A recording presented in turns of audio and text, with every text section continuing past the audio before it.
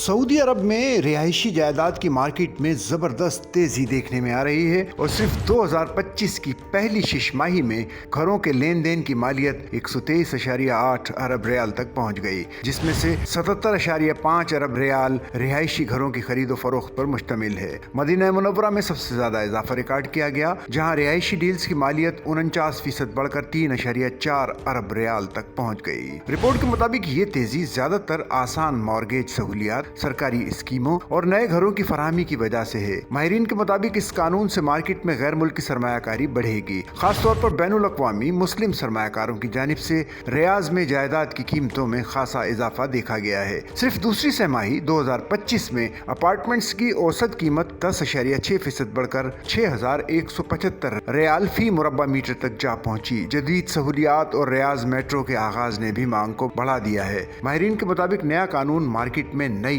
रूह फूंकेगा और सऊदी अरब को एक पायदार और मुतनव्वे जायदाद की मईशत की तरफ ले जाएगा। सच्चल न्यूज़ नेटवर्क की वीडियोस में खुश आमदेद। नाजरीन, वीडियो से मुतालिक अपनी कीमती राय का इजहार कमेंट बॉक्स में ज़रूर करें और चैनल को सब्सक्राइब करें।